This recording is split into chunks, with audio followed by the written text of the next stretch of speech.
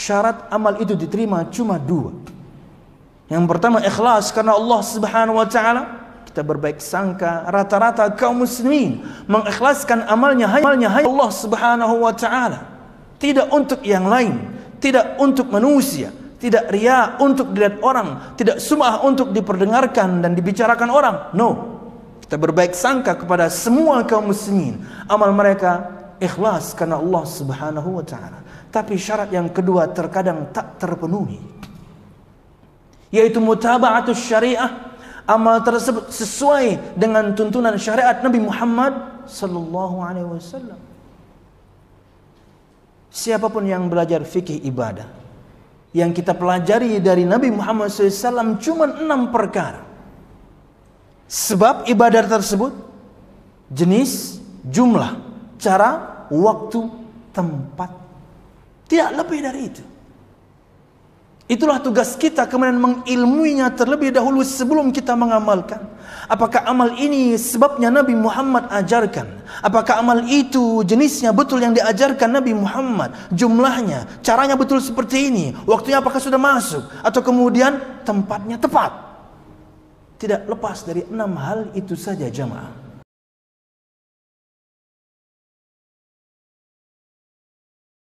Innal hamdalillah nahmaduhu wa nasta'inuhu wa nastaghfiruh wa na'udzu billahi min shururi anfusina wa min sayyiati a'malina.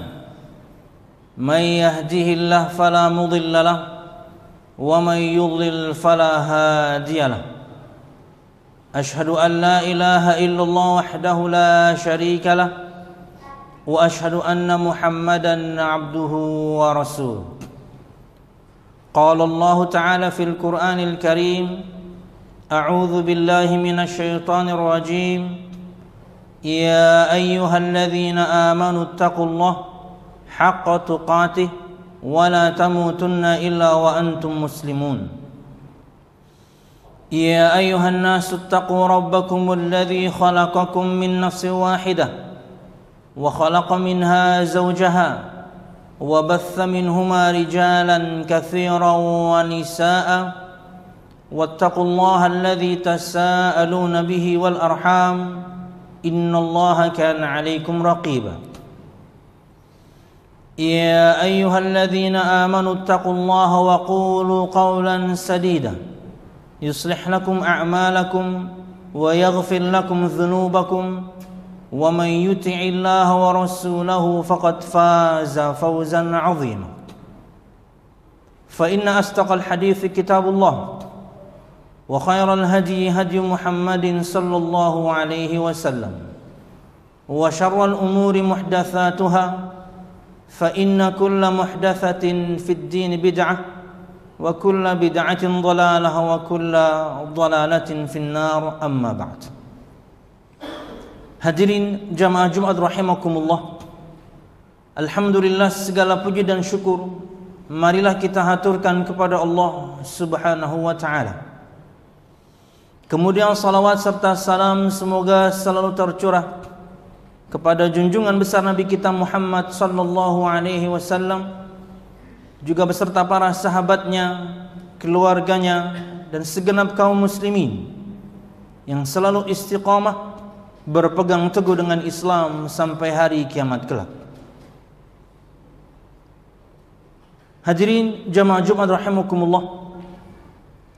Allah Subhanahu wa taala berfirman dalam surah Muhammad ayat 19, "Fa'lam annahu la ilaha illallah wastaghfir li dhanbika walil mu'minina wal mu'minat. Innallaha ya'lamu mutaqallabakum wa mathwaakum." Yang artinya adalah, maka ketahuilah bahwasanya tidak ada ilah, Tuhan yang berhak disembah selain Allah Subhanahu wa taala, dan mohonlah ampun kepada Allah Subhanahu wa taala atas dosamu dan dosa-dosa orang-orang yang beriman, baik laki-laki atau perempuan. Sesungguhnya Allah Subhanahu wa taala mengetahui di mana kalian beramal, dan kemana kalian akan kembali. Hadirin jamaah Jumat rahimakumullah, dengan ayat ini Al-Imam Al-Bukhari rahimahullah ta'ala menyebutkan dalam kitabnya satu bab di mana kita mengetahui bahwasanya Imam Al-Bukhari jika mencantumkan satu bab dalam kitabnya itu menunjukkan sebuah prinsip, khususnya tentunya prinsip beliau yang selaras dan bersesuaian dengan firman Allah Subhanahu wa taala dan juga sabda Nabi Muhammad sallallahu alaihi wasallam. Dengan ayat ini beliau mengatakan bab al-ilmu qabla al-qawli wal amal. Satu bab dalam kitab beliau, kata beliau, menyebutkan ilmu itu sebelum berkata-kata dan sebelum beramal. Berdasarkan firman Allah Subhanahu wa taala ketika Allah perintahkan Nabi kita Muhammad sallallahu alaihi wasallam, khitab atau sapaan ini untuk Nabi kita Muhammad sallallahu alaihi wasallam. Tapi tentunya manfaatnya berlaku untuk semua umatnya. Kata Allah, fa'lam, maka ketahuilah, ilmuilah. Perintah dari Allah Subhanahu wa taala agar kita semuanya untuk mengilmui sesuatu terlebih dahulu sebelum mengatakannya, khususnya perkara agama dengan mendakwahkannya, dan sebelum kita beramal. Annahu la ilaha illallah, yaitu perkataan bahwasanya tiada Tuhan yang berhak disembah selain Allah Subhanahu wa taala. Baru kemudian Allah Subhanahu wa taala memerintahkan wastaghfir li dzambik, dan mohonlah ampun kepada Tuhanmu Allah Subhanahu wa taala atas dosa-dosamu, amal. Jadi ilmu itu jamaah sekalian rahimakumullah, sebelum seorang berkata-kata dan sebelum seorang melakukan amalan. Perintah kepada kita semuanya untuk selalu menuntut ilmu, apalagi berkaitan dengan ilmu agama yang dengannya kemudian kita beribadah kepada Allah Subhanahu wa taala. Para ulama menyebutkan, menerangkan perkataan Imam Bukhari ini, bahwasanya ilmu itu bisa meluruskan niat seseorang, kemudian membuat perkataan seseorang menjadi bijak, dan membuat amalan seorang lurus berdasarkan tuntunan Nabi Muhammad sallallahu alaihi wasallam karena ilmu. Betapa banyak kemudian orang-orang yang dimurkai Allah Subhanahu wa taala, orang-orang yang Allah sebutkan bahkan sesat, karena bisa jadi mereka berilmu tapi kemudian mereka tidak mengamalkan ilmunya, atau sebaliknya. Dan inilah yang parah, ini yang mungkin lebih berat, mengamalkan satu amalan tapi tanpa ilmu. Makanya setiap hari kita memohon kepada Allah Subhanahu wa taala agar tidak menjadi bagian dari golongan tersebut, golongan yang Allah Subhanahu wa taala murkai, yaitu orang-orang Yahudi dan orang-orang Nasrani. Setiap hari kita memohon kepada Allah Subhanahu wa taala minimal sehari 17 kali. Ketika semua kita mengatakan atau menyebutkan atau membaca surah Al-Fatihah, pada ayat ihdinas siratal mustaqim, tunjuki kami jalan yang lurus, berkata Syekh Abdul Razak hafizahullah taala, ketahuilah bahwasanya ketika seorang mengatakan ihdinas siratal mustaqim, dia sedang bermunajat kepada Allah Subhanahu wa taala. Dia sedang berdoa kepada Allah Subhanahu wa taala, memohon kepada Allah Subhanahu wa taala hidayah. Hidayah dengan dua macamnya, hidayah dengan dua jenisnya, hidayatul irsyad dan hidayatul taufiq. Hidayah mudah untuk menuntut ilmu, hidayah mudah untuk mengamalkan ilmu tersebut. Setiap hari kita memohon kepada Allah Subhanahu wa taala. Karena kita tidak ingin menjadi orang-orang yang Allah Subhanahu wa taala murkai. Ghairil maghdubi alaihim waladdallin. Kita tidak ingin menjadi orang-orang tersebut, bahwasanya al-maghdub dan ad-dallin mereka adalah orang-orang Yahudi dan orang-orang Nasrani. Berilmu mereka tapi kemudian mereka tidak mengamalkan, beramal mereka, tapi amal mereka tidak dilandasi dengan ilmu. Maka kata beliau hafizallahu ta'ala, resapi. Ketika seorang mengatakan ihdinas siratal mustaqim, resapi, maknai. Makanya kita tidak buru-buru ketika membaca surah Al-Fatihah, karena pada setiap ayatnya begitu bermakna. Khususnya kemudian ketika kita menyebutkan doa kita, ya Allah tunjuki kami jalan yang lurus. Hidayah mudah untuk menuntut ilmu, hidayah kemudian mudah untuk mengamalkan ilmu tersebut. Dan kemudian kalau kita berbicara, kita kaum muslimin, kita tinggalkan Yahudi dan Nasrani. Tanpa ilmu, betapa banyak kemudian sebagian di antara kaum muslimin mereka tersesat jalannya. Tapi mereka merasa bahwasanya mereka sedang melakukan amal saleh. Allah Subhanahu wa taala berfirman dalam surah Al-Kahfi ayat 103 104, "Qul hal unabbi'ukum bil akhsarina a'mala alladzina dhalla sa'yuhum fil hayatid dunya wa hum yahsabuna annahum yuhsinuna sun'a." Katakan wahai Muhammad, maukah kamu aku beritakan tentang orang-orang yang merugi dengan amal-amal mereka, sia-sia dengan amal-amal mereka, sudah beramal tapi tidak ada hasilnya, nol di sisi Allah Subhanahu wa taala, bahkan berdosa, kata para ulama. Siapa mereka? Mereka adalah orang-orang yang mengamalkan amalan di dunia tapi tersesat. Dhalla sa'yuhum, usaha mereka, amal mereka, perbuatan mereka sesat. Dan mereka mengira bahwasanya mereka melakukan amalan saleh. Ini yang terjadi di kalangan atau sebagian kaum muslimin. Ketika mereka mengamalkan satu amalan tanpa ilmu, mereka tidak mengilmui terlebih dahulu perbuatan ini, mereka tidak mengilmui terlebih dahulu perbuatan itu. Yang penting yang melakukan banyak, yang penting yang melakukan kemudian sudah turun-temurun. Dia merasa bahwasanya tidak perlu kemudian mengilmui amalan tersebut.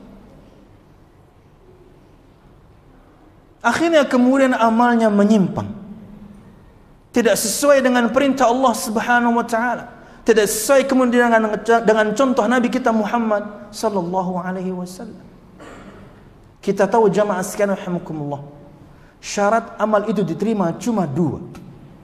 Yang pertama ikhlas karena Allah Subhanahu wa taala. Kita berbaik sangka, rata-rata kaum muslimin mengikhlaskan amalnya hanya untuk Allah Subhanahu wa taala, tidak untuk yang lain, tidak untuk manusia, tidak riya untuk dilihat orang, tidak sum'ah untuk diperdengarkan dan dibicarakan orang. No. Kita berbaik sangka kepada semua kaum muslimin, amal mereka ikhlas karena Allah Subhanahu wa taala. Tapi syarat yang kedua terkadang tak terpenuhi, yaitu mutaba'atus syariah. Amal tersebut sesuai dengan tuntunan syariat Nabi Muhammad sallallahu alaihi wasallam. Siapapun yang belajar fikih ibadah, yang kita pelajari dari Nabi Muhammad SAW cuma 6 perkara. Sebab ibadah tersebut, jenis, jumlah, cara, waktu, tempat. Tidak lebih dari itu. Itulah tugas kita kemudian mengilmuinya terlebih dahulu sebelum kita mengamalkan. Apakah amal ini sebabnya Nabi Muhammad ajarkan? Apakah amal itu jenisnya betul yang diajarkan Nabi Muhammad? Jumlahnya, caranya betul seperti ini? Waktunya apakah sudah masuk? Atau kemudian tempatnya tepat? Tidak lepas dari 6 hal itu saja jamaah. Dari semua ibadah yang diajarkan Nabi kita Muhammad SAW. Dan semuanya sudah sempurna. Allah tidak wafatkan Nabi Muhammad SAW sampai Allah menyempurnakan syariatnya. Syariat Islam sudah sempurna, bahkan Nabi Muhammad SAW masih hidup. Maka pelajarilah, ilmuilah, sebelum kita mengamalkan satu amalan, atau sebelum kita mengatakan satu perkara berkaitan dengan agama ini. Jangan sampai kemudian kita mengamalkan satu amalan, merasa itu adalah amal saleh, padahal sesat amalan kita, sia-sia amalan kita, tidak sesuai amalan kita dengan tuntunan Nabi Muhammad sallallahu alaihi wasallam. Percuma akhirnya, nol pahala di sisi Allah Subhanahu wa taala, bahkan berdosa. Bayangkan, seseorang merasa melakukan amal saleh, tak taunya nol, tidak mendapatkan pahala di sisi Allah Subhanahu wa taala, bahkan sebaliknya dia berdosa. Kenapa? Karena tidak sesuai dengan tuntunan Nabi Muhammad SAW. Bahkan mungkin sebagian di antaranya mereka menambah syariat yang Nabi Muhammad SAW kemudian sudah ajarkan.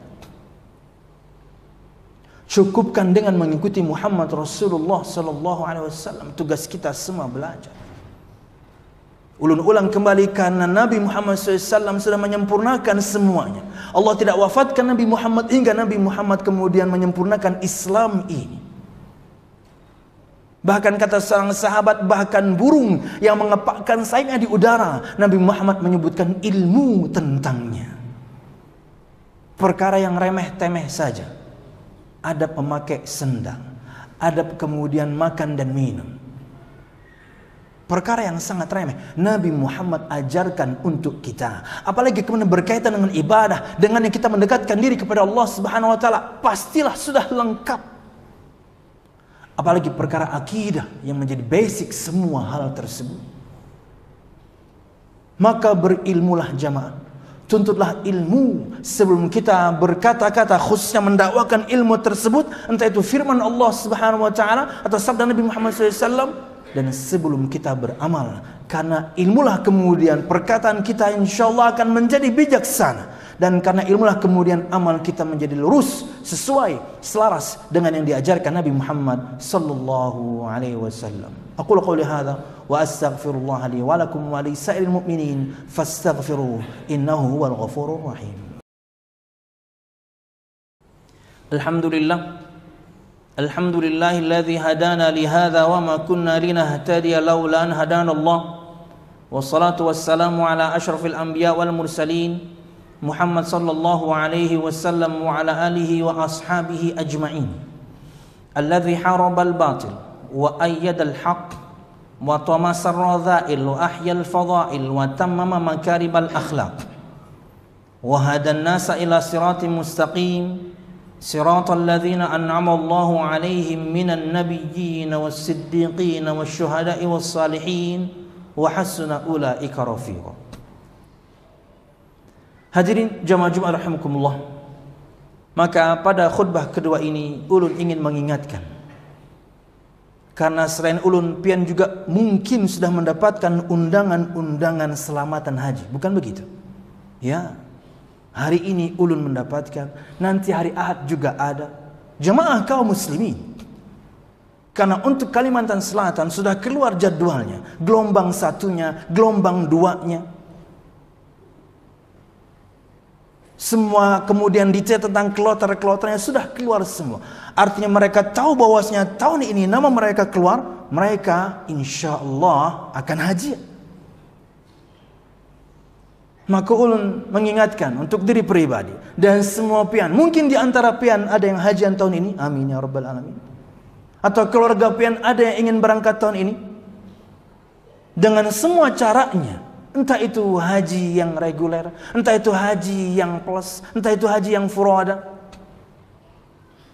ilmui manasik haji.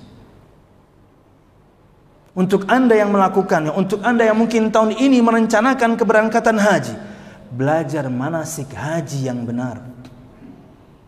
Berkaitan dengan keikhlasan anda, semua kita insya Allah melakukannya ikhlas karena Allah Subhanahu wa taala. Bertahun-tahun bahkan puluhan tahun seorang menanti untuk hajian, ikhlas insya Allah dia karena Allah Subhanahu wa taala. Berkaitan dengan syukurannya, itu bukti syukur dia kepada Allah Subhanahu wa taala. Tahun ini dia dipanggil. Haji dan umrah itu betul-betul panggilan jamaah. Anda kira kemauan anda pribadi? No. Anda memang berhak. Anda memang Allah panggil. Hingga kemudian anda terpanggil. Hingga kemudian anda mendaftarkan diri. dengan semua jalannya tadi, entah penantian sekian puluh atau belasan tahun atau puluhan tahun, atau kemudian mungkin beberapa tahun saja, atau bahkan mungkin dia tahun ini langsung pergi karena dia mungkin alhamdulillah memiliki harta yang berlebih hingga dia bisa pergi tanpa antri. Panggilan. Makanya istilah untuk mereka betul-betul duyufur rahman, tamu-tamu Allah subhanahu wa ta'ala, karena Allah mengundang Anda, Allah memanggil Anda. Maka sebaiknya ketika seorang kemudian ingin melakukan amalan-amalan tersebut selain dia ikhlas sepertinya karena Allah subhanahu wa ta'ala, maka pelajarilah manasik haji dengan benar. Begitu banyak ustaz, begitu banyak guru yang Anda bisa merujuk kepada mereka, bertanya kepada mereka secara langsung. Nomor-nomor telepon mereka bisa dan mudah Anda raih. Akun-akun media sosial mereka mudah Anda raih. Bertanyalah, agar kemudian amal Anda yang sangat berat tentunya nanti tidak menjadi amalan yang sia-sia. Jangan mengandalkan mutawif, jangan mengandalkan guide, jangan mengandalkan ustadz pembimbing. Anda terpisah di sana sangat mungkin. Sudahlah kemudian Anda terpisah.